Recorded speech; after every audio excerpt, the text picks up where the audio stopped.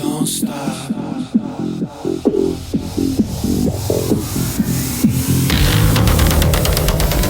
Hi, thanks so much for joining me in the Everything and Anything in a Big Gay podcast. I'm your host, Zach Randall-Friedman, and I have a really amazing guest today. She was so interesting, and I can't wait to tell you about her.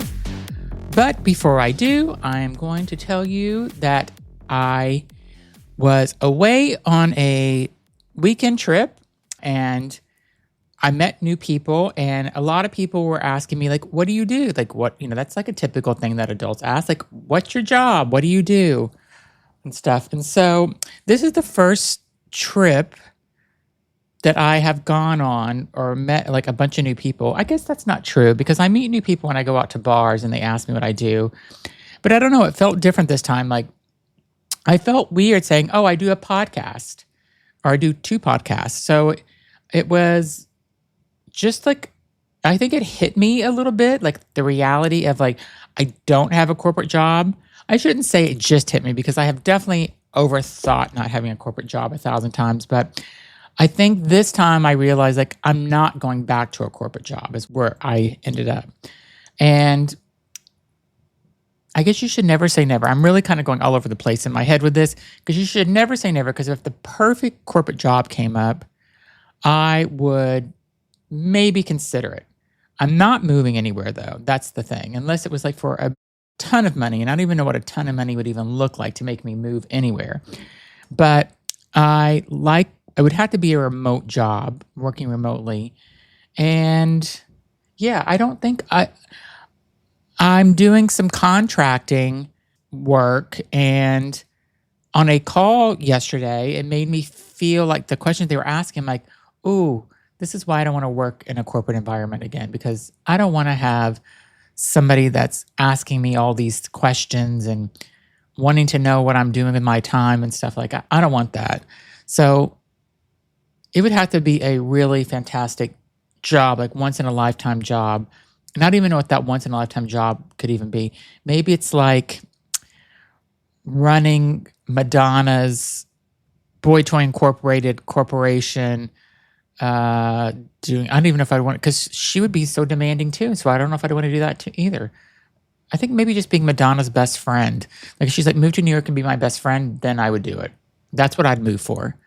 But other than that, I went and I was telling people I do a podcast. I got lots of people. I make people, oh, look, they're like, it's called Everything and Anything and a Bit Gay, or it's called Listen Up Girls, a news podcast. Like, okay. And now I make people stand there on the phone. I'm like, no, go and subscribe to it. So, and I watch them subscribe to it. And if they can't find it, I'm like, give me your phone. And I'll type it in and hit subscribe or follow.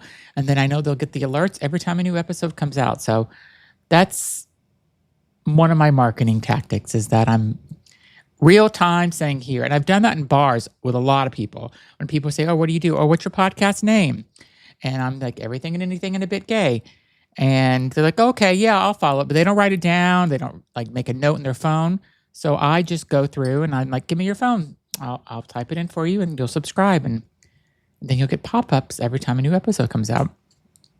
So that's my marketing tactic. But let me tell you about my guest today. Her name is Peggy. She has such an incredible story. She wrote a book about it. She was in a cult, and her mother was the messiah or leader of the cult. And she goes through and talks about her story. And let me tell you, this woman is inspirational because where she is today to where she could have ended up because of all the shit that she went through in her life growing up, she's remarkable. And I'm so happy I got to have her story told on this podcast because I love a good cult story when they survive and they get out and they make better for themselves. And that's what Peggy's story is. And so she wrote a book about it. She's got an amazing career now. She's just a fantastic person. And I hope you enjoy my interview with Peggy. You can get her book. Check the description of this podcast to get her book. And I ordered it. It's on my summer reading list this summer. And enjoy the interview with Peggy. Thanks for listening. Hi, thanks so much for joining me in the Everything and Anything in a Bit Gay podcast. Today, I have an amazing guest. She has a story that I can't believe that we're going to talk about because she is a survivor of a very strict cult that her mother started, and we're going to go through her entire story. So, welcome to the show, Peggy. Thank you for having me, Zach. So, let's start off telling me, like, from the beginning, when did you know that you were part of a cult, or even back up? Because I know that from reading a little bit about your story, the first part of your life you weren't in the cult. It happened as you got older. So, talk to me about who your mom was and how all of this started. Yeah, so the religious cult piece started when I was around 11 or 12, and it wasn't like an overnight thing. It was a gradual kind of systematic thing. But before that, my life was, I mean, I was a kid, and I was able to be a kid, and I had a mom, and she was an okay mom. She didn't have a lot to go on. My dad left when I was a baby. So there was poverty. She worked very hard, sometimes worked 2 jobs. She was a waitress. And so she did as good a job as she could providing for my sister and I, but it was pretty chaotic. We moved around a lot. We didn't have a lot of stability. We moved to California when I was 6 for my mom to have a new beginning. Where were you before? Where did you move from? I was born in Pennsylvania, coal mining area. Yeah. So, and my mother, she was a very wounded person, still is a very wounded person, came from a loveless family and a lot of neglect, a lot of trauma she went through. So she really wasn't prepared for life. And she was a teen bride and a teen mom as well. So had 2 kids, by the time she was 20. And then I don't know when the divorce happened, but separation around, age 21. So, she was just kind of thrust into life with not a lot to go on. So I have a lot of compassion for my mom, even though some of the decisions that she made, some of the things that she did really hurt me and a lot of other people. I still have a lot of compassion for her. I understand. So this could have happened. So when we moved to California, I was 6. And again, it was, to get away from her toxic family, to get away from a man who haunted her that, they broke up and she just couldn't get over it. And so she thought, well, I'll move to California and start a new life. But she got involved with a violent man. And for 2 years, he basically kept us captive, slept with a gun under his pillow. There were beatings. Beating you and your mother? Oh, wow. Yes. Not as much my sister and I as my mom. And, he used the belt on us, not fists like he did my mother. Oh, wow. She has still some scars today from some beatings that she endured from him. So it was a horrible time for her and for us as well. We escaped that situation. And moved to another town. That was Los Angeles. And so we flew to Sacramento for, again, a fresh start. It didn't take long before my mother got involved with another man.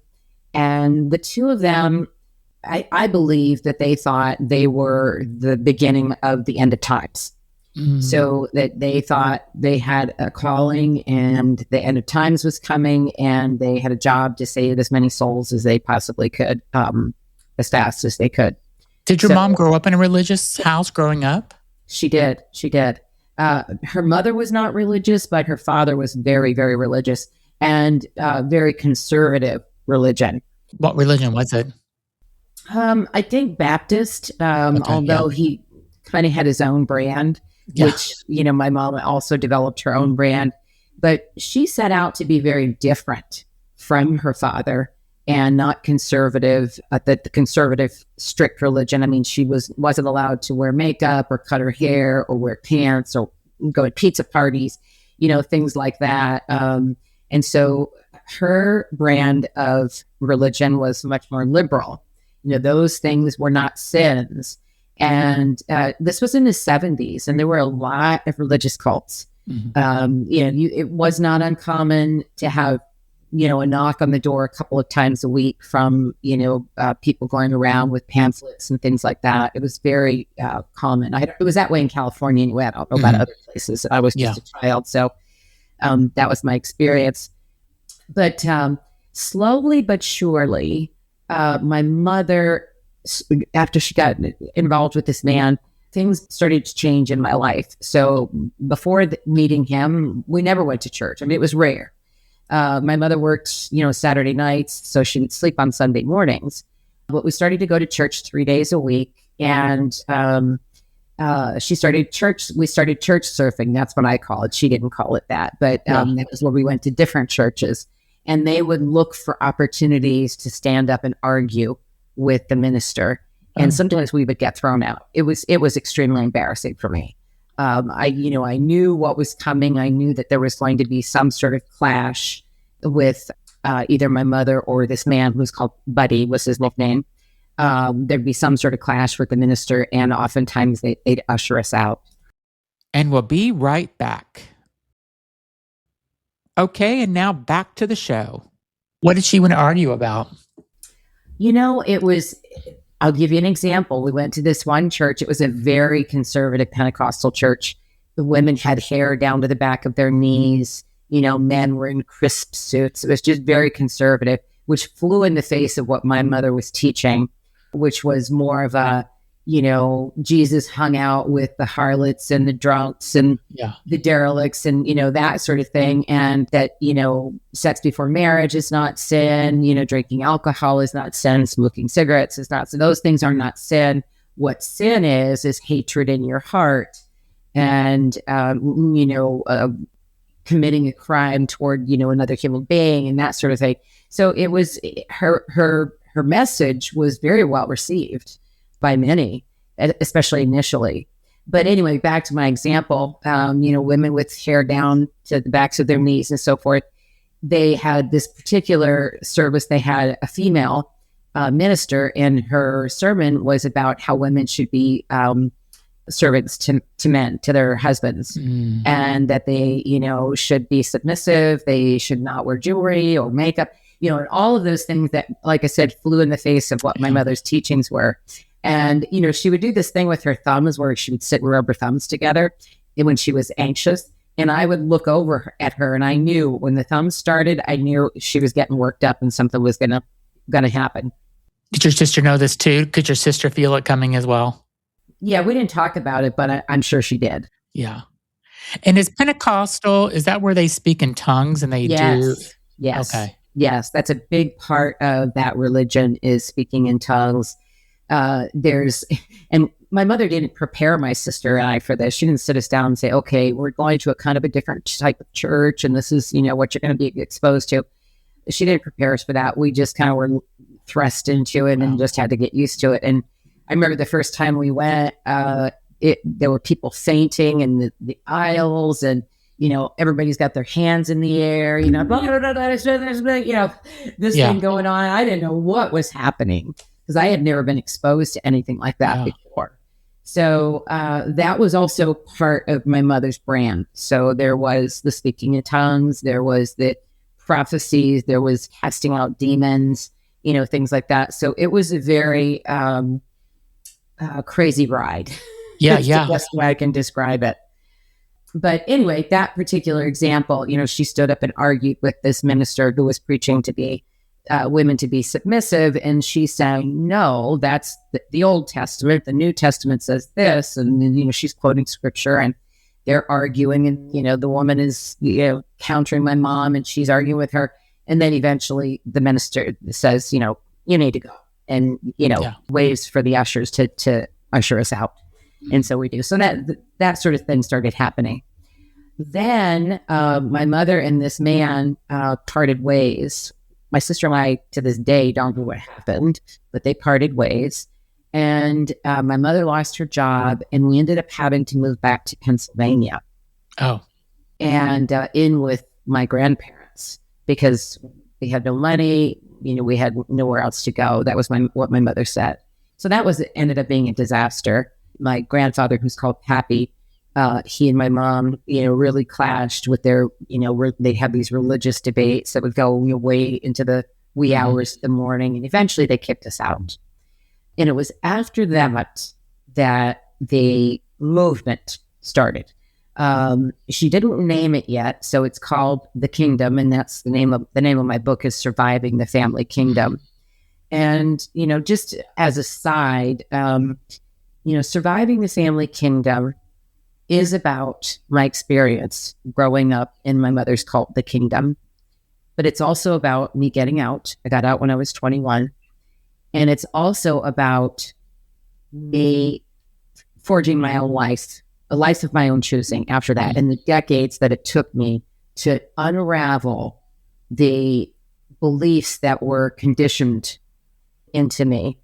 Because, when you leave a controlling environment, and, if there are listeners out there who've been in abusive relationships, or maybe there's a controlling family they're involved in, or, just leaving a toxic environment, it's not like it's rainbows and sunshine after you leave. It's kind of like, okay, now what? This is all I've known. For me, I grew up as a child in this and got out when I was 21. So it was the only life I knew. So I really had to figure out life. And I was not very worldly. I was very isolated.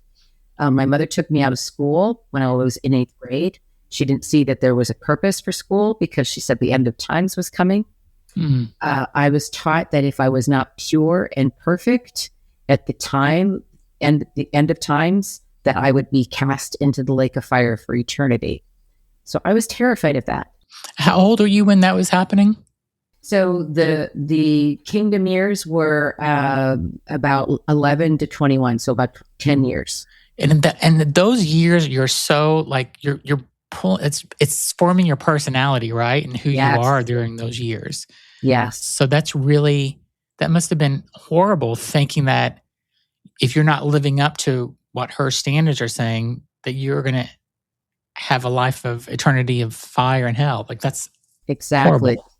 And because she was my mother, she was my leader and also my mother, obedience and compliance and loyalty was framed as love. So, you got her love when you were obedient. You were favored when you were obedient. When you questioning was not okay. Doubting was not okay. People who did those things in the group were not favored. Oftentimes were punished. And so I lived in a state of fear for 10 years. And I also lived believing there was really no future for me because I believed the end of times was coming. So in the early years of the kingdom, she taught us that it was coming in 3.5 years. So we were preparing for that. What do you do prepare for that, though? You're just kind of preparing, just like your life's over and the world's going to end? Staying perfect. Okay. Keeping my thoughts pure. Yes. Okay. Yep. Making sure my actions were godly. Making sure everything I did was holy and godly. So that if I went to bed tonight and tonight was the night, then I was ready. And she talked a lot about readiness. She used the example of the women getting ready for the bridegroom, having their oil lamps full, and the ones who didn't have their oil lamps full were left behind, and the ones who had their oil lamps full would be able to be with the bridegroom. And so that's a parable in the Bible that she would often talk about. And so I did a lot of mental auditing that went on throughout the day. When I went to bed at night, I would, review my thoughts for the day, my actions for the day, to see if I sinned, to see if I had anything impure. I would do a lot of prayer to try to cleanse myself. And confession was a big part of her movement as well. So, she would get us together when she believed someone had sinned, and we would stay hours until someone would confess. So we spent a lot of evenings like that. And did you have to make things up just to satisfy her, to say that you did something to sin, just to kind of... I never did, but I think a lot of people did. Yeah. I observed people taking it for the team because they wanted the night to end. So what happened after the 3.5 years when the world didn't end? What was the reasoning? Yeah, great question. So there was no mention of it when the 3.5 years was over. But as time went on, she realized, okay, the end isn't coming yet. And so then the way it was framed was that we were not supposed to seek any more converts. That's what she called them, converts. We were supposed to find mates, produce offspring, and wait for his coming, wait for the end of times. And he was going to come like a thief in the night. So we had to be pure and perfect all the time. And so throughout this time, she is converting people into this religion that she's made. And how many people do you think that she brought into it? And how did she convince them? How did she get them? Yeah. Various ways. She did some street preaching, and sometimes she would send those of us that were in the kingdom out to street preach as well. And she made it simple for us. We were just supposed to say, Jesus is coming, are you ready? And if somebody would bite, if somebody would, be interested, then we would do what's called witnessing. So for your listeners, witnessing is when you tell your story of salvation in hopes that draws that person in to want to also become born again. And so that's one way. Sometimes it was people knew, so some people who are already in the kingdom, friends that they had, maybe coworkers, that sort of thing. Mm-hmm. When my sister and I were still in school, we were expected to witness at school. And there's where I did actually make it up. This was before I believed everything hook, line, and sinker, because in the very, very beginning, when I was, 11 years old, when all of this started, I was just lying to her. And so I would make up stories that I witnessed to this kid or that kid at school because I was afraid I would get in trouble if I didn't. And my sister did too. And I never knew if hers were genuine or if she was making them up too. Did you ever believe anything that she was telling you, though? Or did you always know you did believe it? Yeah, what happened was once she took us out of school was kind of my anchor. That was my normalcy. That was what, I would go to school. I had, textbooks, teachers, friends at school, things like that. She even let me go to a football game one time. But that was kind of my anchor. And then when she didn't allow us to go to school anymore, I mean, at first I was like, oh, no, we're tests. And we're, then I was like, wait a minute here. No, that's not such a good thing. Yeah. Not going to school. So once I stopped going to school and I was only at full subjected to her and her indoctrination, then I started to be very, very afraid of the lies that I'd been telling and what was going to happen to me if this really happened. So I decided that it was better to believe than to not believe, because not believing, what if it was true? I mean, the stakes were pretty high. And then if I believed, well, then I would be safe if it were true. So I decided to believe and shove out of my mind any doubts or any questions that I had about things. And there were a lot of doubts that I had to battle, because she claimed she raised people from the dead. She claimed that she healed people. She claimed that she was the incarnation of Jesus Christ. There were a lot of really bold, claims that she made. And this was a woman I knew from the time I was born. And so I had a lot of doubts that I had to constantly battle.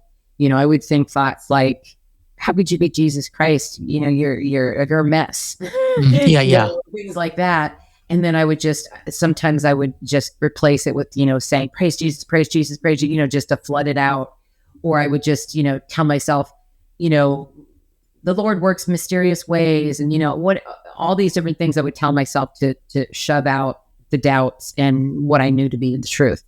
And what happened was I just kept shoving down and shoving down and shoving down what I knew to be true. So it was always there. It never went away.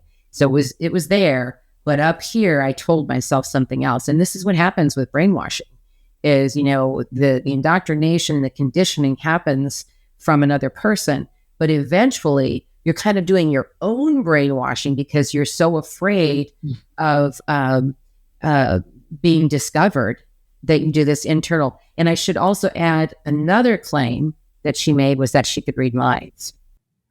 Oh, So, wow. So you, like anything you were thinking, you had to try to get that out of your head because you thought she could read your mind. that's right. That's right. Yeah. So you never had a moment of peace. Never had a moment of peace. And, Wow. I had so many cortisol surges. Cortisol is the stress hormone.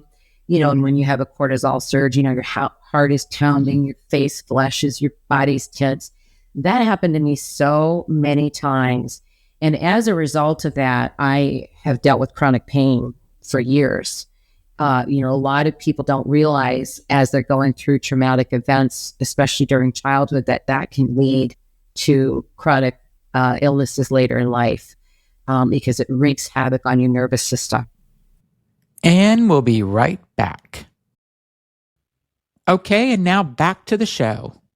Where was she doing her kind of services, I guess I would call it, or where was she doing her preaching to people? Good question. Yeah, it was at home.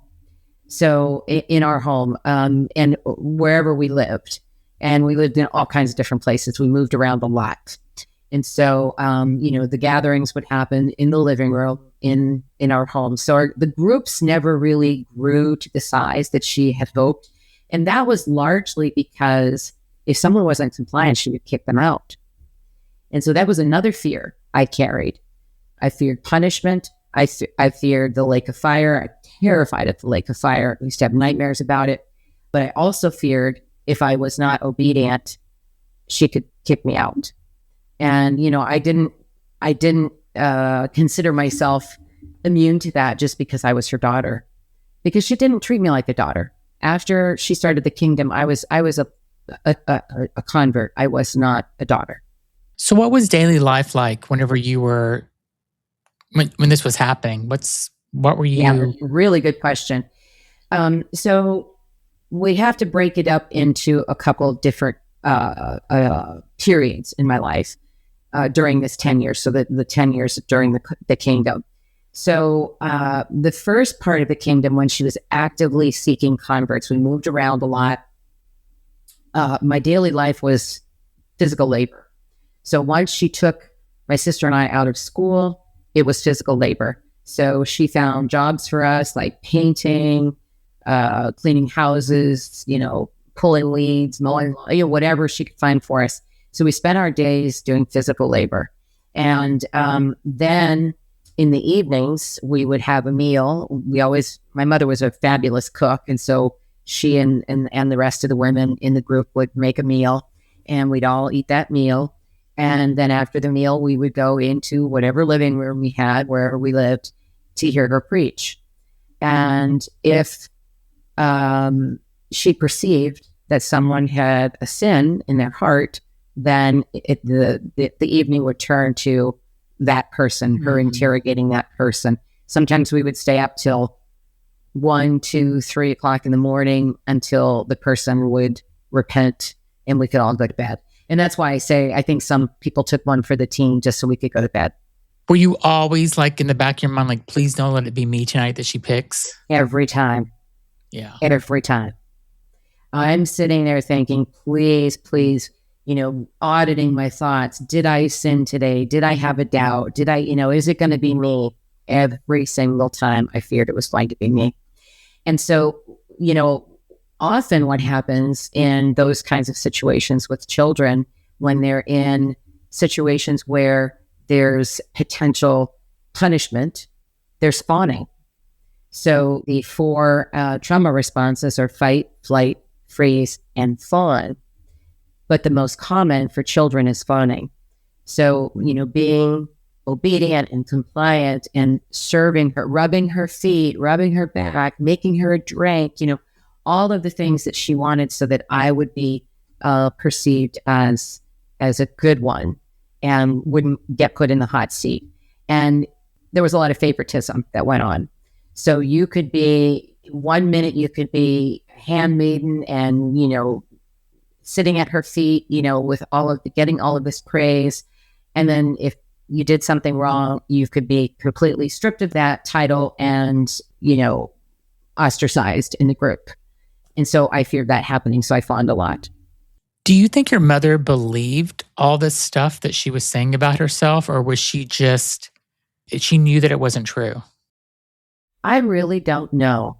Looking from a therapeutic lens. So now, because I've been a psychotherapist now for over 20 years, and my experience is what led me to this field. I have so much lived experience in trauma. That's my specialty is treating trauma. And I've actually had a few cult survivors that I've treated over the years. But looking through a therapeutic lens now, I see narcissistic personality disorder, probably borderline personality disorder as well. And so I think she probably was delusional and probably did believe those things. Because personality disorders, when they're extreme, can include delusions. And is she still alive today? She is. Yes, she's 83. And is she still part of this cult or still leading this cult? No. So I ended up, when I was 21 was when I got out, and it was like a domino effect. I was the first one, and my husband came with me. My husband at the time, he's passed away now, but I'm remarried. I've been married now for 24 years, but he was the father of my children. But it was like a domino effect. We told the group that we were getting out, and then, just kind of like dominoes, they all said, me too, me too, me too, me too. And with everybody gone, it just crumbled, and she never restarted it. But it's important to note that I'm saying this in general, and then also personally for myself, when someone leaves a controlling environment or a religious cult, like I said earlier, it's not like it's rainbows and sunshine. It's not like the control ends. And so for me, largely because she was my mother, but I think, other listeners who've left a toxic relationship or, an abusive husband or, an abusive family or something like that, I think can relate to this, that leaving that environment does not necessarily mean you leave the control. There's some untangling that has to be done internally in terms of what you believe and all of that. But the connection to that person who controlled you in that environment, there's still some control after that. So even though I left the kingdom, she was still my mother. So she was still peripherally in my life.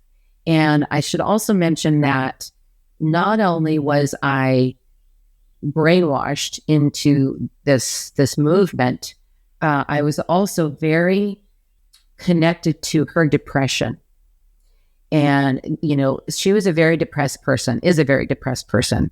A lot of alcoholism, a lot of talk of not wanting to live. And so her suicidality and her depression controlled me for decades after I left the kingdom. The 2 a.m. phone calls with her being trashed, and crying and threatening to kill herself, that went on for years. And I always took the phone calls because I was so afraid. What if I don't take the phone call tonight? Tonight she does it, and I'm the one responsible for it. Yeah. How do you reprogram yourself after all that? So you were, eighth grade, you were pulled out of school. You're super successful today. You've written a book. You're a therapist. Like, you've reprogrammed yourself. But what does that look like to have to reprogram your entire childhood, from your childhood on? It's a really, really interesting question.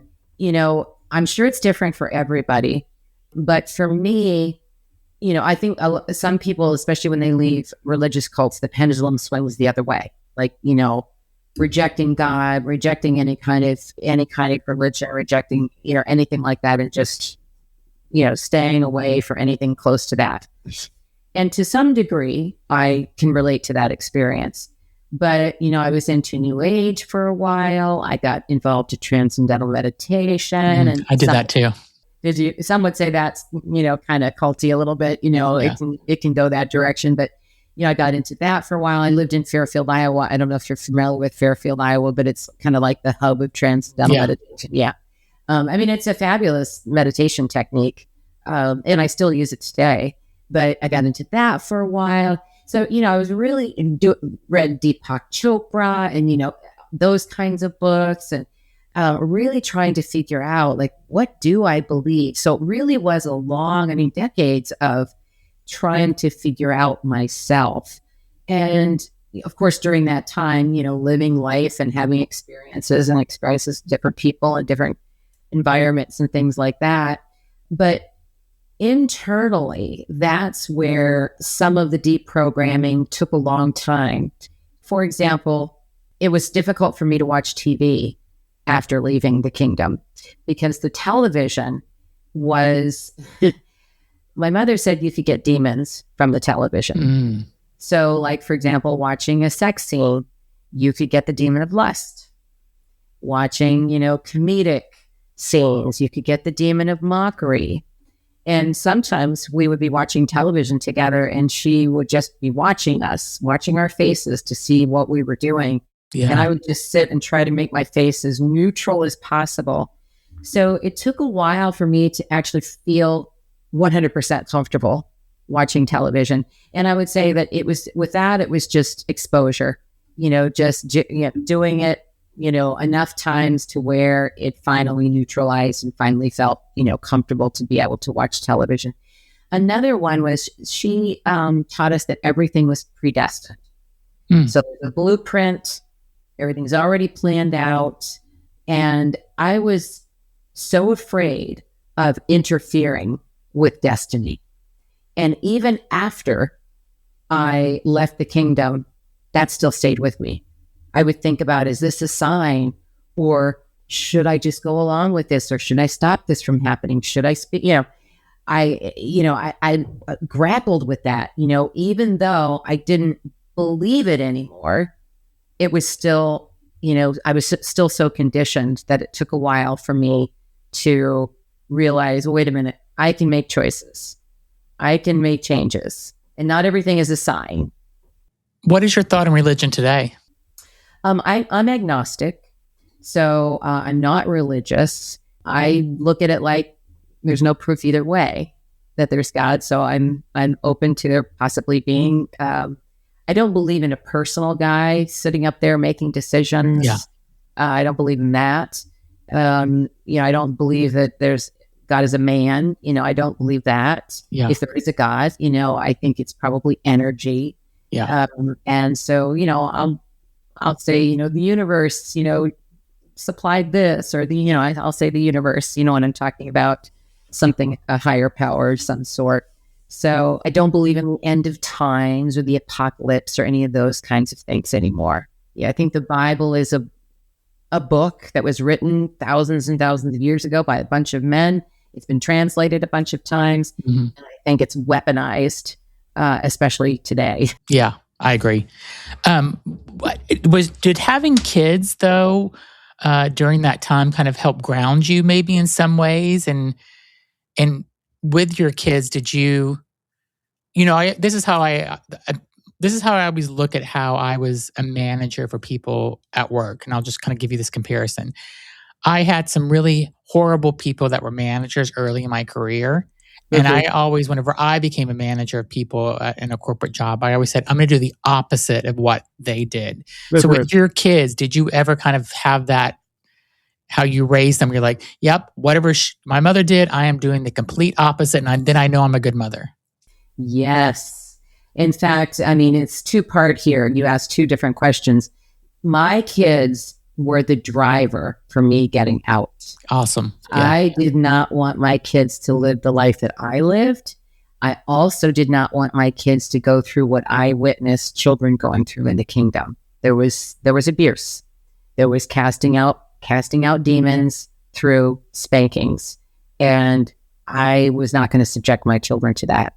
So that's part one. And part two of your question is absolutely. There were some nuggets that I held on to in terms of the way my mom raised me and what she taught me. My mother was not a monster. I talked to her, she's not alive anymore, is not a monster.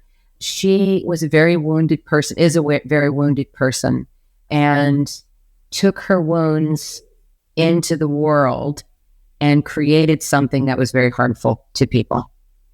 But she did it, I believe now, looking through a therapeutic lens, that she wanted connection, she wanted community, she wanted people near her, she wanted to be admired, she wanted to be boosted up, and she did that through control. And what's your relationship with her today? So I mentioned before that even after I left at 21, she was still in my life peripherally. So for about 10 years, I didn't see her. I just got the drunk phone calls. And then something changed in me, and I decided I wanted to see her.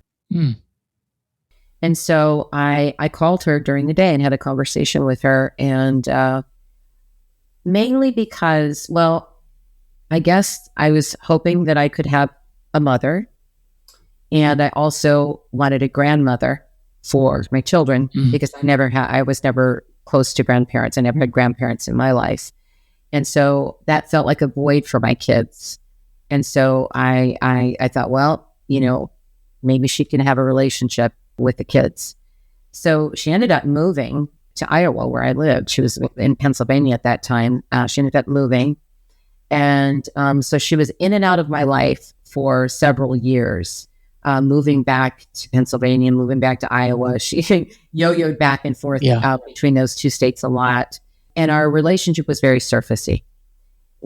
She never allowed me to talk about, I tried a few times to talk about what happened. She would shut me down, either manipulate me through emotions. So one time when I brought it up, she, grabbed her chest. Oh, I can't take it. Please don't say anymore. One of those kind of things. And of course I feared her depression so much that I didn't want to send her into it, spiraling into depression. So then that shut it down. Or it was it didn't hurt you none. Look how you turned out. You turned out so good. Yeah. It'd be one of those things. So for all those years, it was just this very surfacey relationship. And then I think it's been about 6 years now, about 6 years ago, I had an honest conversation with her about it. I told her how I felt, and she cut me off. She saw it not as an honest conversation about what happened. She saw it as me trying to hurt her. And so she cut me off, and I actually have not seen her since. We've shared a couple of texts back and forth when there's been deaths in the family and that sort of thing. But other than that, there's been no contact. And how do you feel about that? Well, the night it happened, I cried in my husband's arms for 2 hours. So it was devastating for me. But now I've accepted it. Radical acceptance. Yeah. And sometimes that's what you have to do, because I have no way I can't control what she feels, what she thinks, how she reacts to things.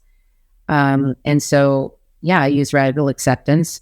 I also have forgiven her. And so, I feel forgiveness. I feel compassion for her. She's very ill right now. She has COPD from years and years of smoking. And so I have compassion, and she has very severe arthritis as well. So I have compassion for what she endures every day in her body. And I also have compassion for what she endures psychologically, because I know that those years haunt her. Yeah. And how's your relationship with your sister? We don't have a relationship. Yeah. She's aligned with my mother. And do they know about the book? I mean, I'm sure they do, but no idea. I have no idea. I don't know. I want to see her and tell her about the book. I don't want her to find out about it in some shocking way. I would like to see her and tell her about it, but she hasn't given me that opportunity. So, was the book therapeutic for you in a lot of ways? Yes, it was. I decided to write the book when I was reading The Glass Castle. Do you know that book by Jeanette Wall? I've heard of it, yeah. Yeah, and they made a movie out of it. Woody Harrelson plays the father. Yeah. It's a really good book. It's not about a religious cult, but it's about a very dysfunctional family that she grew up in, and how she tried to survive, what her parents, how they lived. And I related to so much of what she experienced, the chaos, the instability, the poverty, the moving around. And as I was reading that, all these memories started flooding back.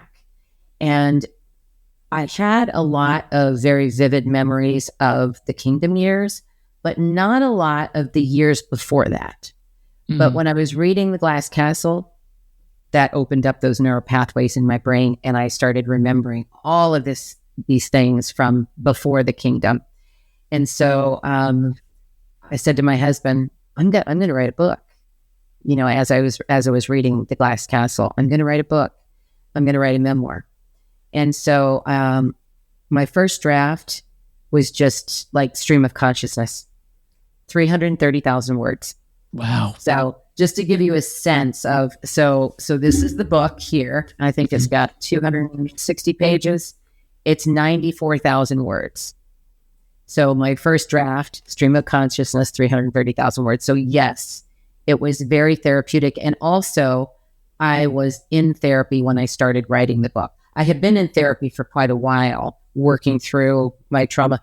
And I was late to come to therapy, and I was already a therapist, but I was late to come to therapy, not because for any reason other than I was just busy with life and, you know, raising kids and, you know, doing all the things necessary. And it was that falling out with my mother was a big one for me to go to therapy.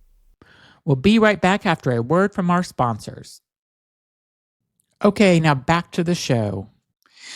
Well, Peggy, I have to say, I hope that you do sometimes take a moment to kind of reflect back on how amazing of a person you are to have brought your kids out of that and you left. And I'm sure that was one of the most difficult things that you did because you were so controlled for so much of your life for those 10 years.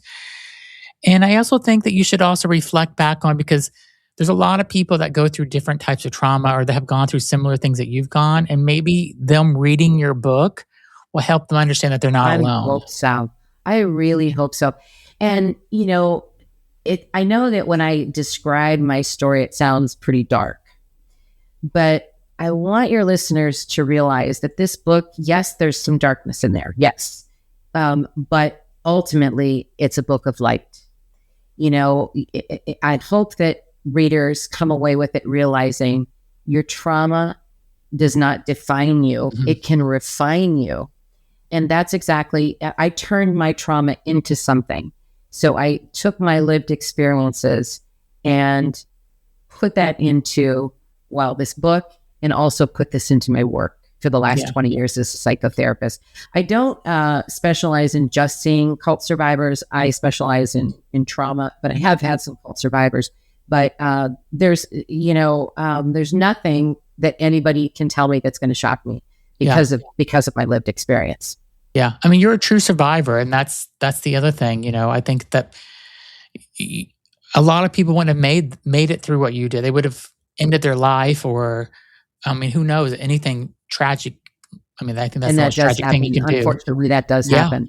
Yeah. You hear about it often and stuff. So, I just hope you do kind of step back sometimes and think about how awesome of a mother that you are for getting your kids out of that and not putting them through the things that you went through. So that's very brave. I do feel good about that. And you're absolutely right. I did a lot of the opposite of what my mom did. And one of the big ones was I wanted my kids to have a voice because I was conditioned to not have a voice. And I wanted them to have a voice. So if they wanted to complain about something, they complained. If they wanted to roll their eyes, they'd roll their eyes, or whatever it was. So they were pretty sassy kids because I wanted them to have a voice, be able to express their emotions, and not fear that. Amazing. Well, I am buying your book. It is on Amazon. The name of the book, I will put a link in the description of the video or podcast, because there's so much more to the story than what we could have. Much more. Yes. I can tell you this, okay? Early readers have said they can't put the book down, that it's a page turner. And to me, that's like the biggest compliment you can possibly get in Absolutely. A book. So I can't wait to get it. So I think you're not going to be bored. It is on Amazon. I'll put a link to it in the description of this podcast or video. It's called Surviving the Family Kingdom, a memoir of growing up in a mom's cult, escaping and reclaiming a life. And I can't wait to get it. So it looks so good. And if it's even a quarter good as the story that you just told, then it's like I can see why people can't put it down when they first start reading it. So, and I hope that those who read it, when they close the book, that they somehow in their life find something that they need to speak up about, that they find their voice, because we all deserve to speak our truth. Yeah. And for years, I did not speak about this. And I believe that speaking truths like this publicly can help others speak their truth. Yeah. Awesome. Well, you were an amazing guest. Thank you so much for being on. Again, go check out Peggy's book, Surviving the Family Kingdom. Link will be in the description and buy it, and then leave a comment and tell us what you think about it. And also leave her a review on Amazon, because those reviews on Amazon I think are important. Yes. Reviews are really important. Thank you so much for being on, and thanks everybody for listening. Thanks for having me.